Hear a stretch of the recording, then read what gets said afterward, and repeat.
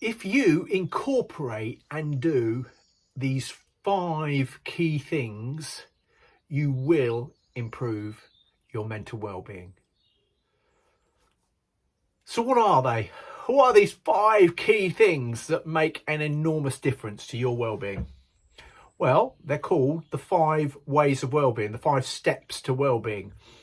You can Google this because it's right out there. And if you Google the New Economics Foundation 5 steps to well-being, then you will be able to see these 5 key and read in detail these 5 key things that will dramatically and very really, is that a word? Improve your well-being. I've done it. I've been doing this for a long time now, and I've been involving and incorporating constantly the 5 steps to well-being in my life, and I've noticed an enormous difference of how my well-being is just generally. So what are these 5 key things, the 5 steps to well-being? They are, number 1, in no particular order, connecting. 2, learning. Number 3, being active. Number 4, noticing. And number 5, to give, giving. Okay, you say, but what do you mean by those 5 things?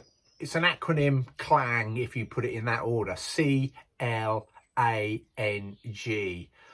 To connect, to learn, to be active, to notice, and to give. So it's well known and well documented, lots of evidence that to connect with people, with things, connecting is really, really good for your well-being. If we end up isolated with no one around us, it's well known that actually we are not going to be well, or we're going to struggle. It's the fastest way to destroy a human being is to put them in solitary confinement. It's well known across the world, and armies and bad people have used it for a long time because they know that actually to isolate someone, like properly isolate someone so they have no connection, or to destroy connections is a quick way to you going downhill fast. So to connect is really, really important. Who are we connecting with? What are we connecting with? And when we're in our workshops, maybe we can be connecting through what we do and inviting people in. And we've talked about having a cup of tea with someone. So connecting is one of the key things. And it's important to look around your social circle and people you know within your world. Am I connecting? Am I connecting that in a way that benefits my well-being? Number 2, to learn. It's well known again that when you're just every day, with the phrase every day is a school day. Well, in reality, it's not always a school day, is it? Because some days we just switch off. But actually keeping our brain active and learning something, doing something that actually challenges us slightly. To learn is to be challenged. Now, it doesn't mean that we've got to go to university. It doesn't mean we've got to go to college. It doesn't mean we've got to pay up and sign up to a big course. That's not what we're talking about. We're talking about what are we doing that actually challenges us to learn something new every day. And we can do that in our workshops. We can take on a bit of a task that actually maybe we've not done before and learn how to do something. And by doing that, we feel great. If we learn and we achieve something and we think, I've learned something today.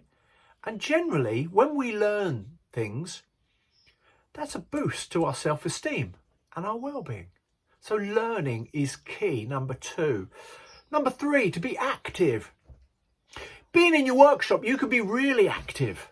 It's a physical thing, isn't it, a lot of the time? I know I'm just sitting here at this moment in time, but we're physically doing something. We're soaring, we're being active. So actually, getting into your workshop and doing things is a one way to be active. It's not about becoming an Olympic athlete. It's not about saying, well, I'm going to do and run a marathon and train for a marathon.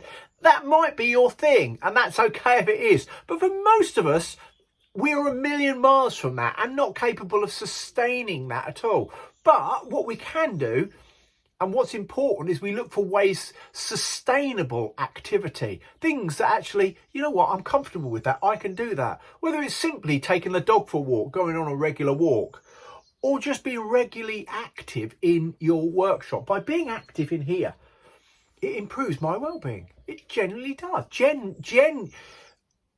Yes, I can't say that word. It really does. And just being here, I feel great because I'm doing something. I'm occupied and I'm active. And being active outside or inside or doing something is a key element to improving your well-being. Number 3, be active. Find ways to be active that is sustainable. Number 4, noticing. You know, when we actually pay attention and we notice,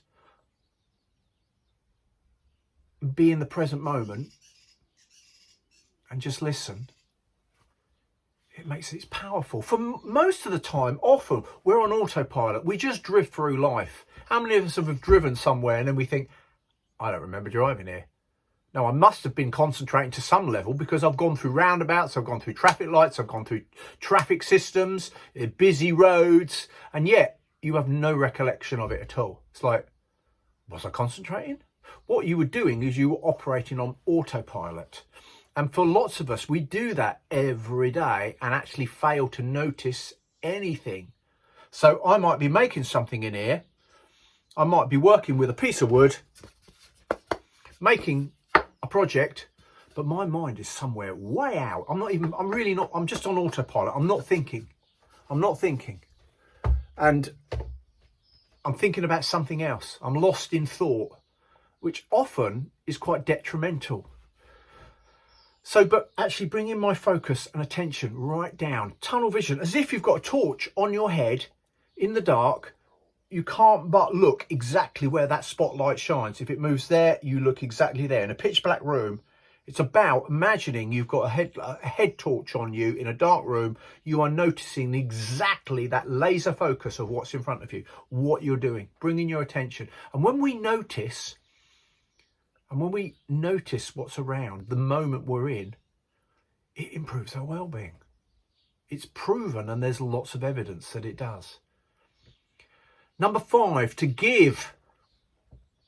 Now, we're not talking about giving money. We're not talking about, what we're talking about is who or what elements of the principle of giving. If we think about when we give to someone or something of our time or a moment, or we give as a volunteer, don't you feel good? I do. I actually feel I've done, yeah. I've participated in something really good, and someone has benefited. And as a result of me giving to someone, I haven't received anything. I've given of my time. I've given of my space. Maybe I've given of making a cup of coffee or a cup of tea, just to brew. And yet by giving, it feels great. Now, there's many ways we can give, and we're always being maybe pushed to give, but how can we give? And maybe giving to ourselves. Often we're the last people that we actually think, oh no, I can't, because that's being selfish. But actually, when we actually take the time to give moments to ourselves, we will improve our well-being. So giving is a really, really important part of our well-being. So they're the 5 key things. Now, I've just brushed over them. Go and look on the New Economics Foundation. If you Google that, the five steps to wellbeing, the 5 ways to wellbeing. It's sometimes called the 5 ways, sometimes the 5 steps. Quite interchangeable. The same thing. You can look it up. There is a ton of material out there on Google and all sorts of search engines out there for you to go and have a look and see how it applies to you. But I'm how does it apply to us guys in the workshop, out doing what we do? Well, go and check it out. And I've just made some very simple applications of how we can apply that, and how, if you do those 5 things, if you incorporate those 5 things into your life on almost a daily basis, one of them, not all 5 at once, maybe you do one, then you do another, and then bring in another, so that you are regularly practicing doing those things, I will guarantee that your well-being will improve. This has been another woodworking and wellbeing video, so thanks for watching. There's plenty more to check out up here. So from me, Mark, at the Small Workshop Adventures, take care, everybody. Bye.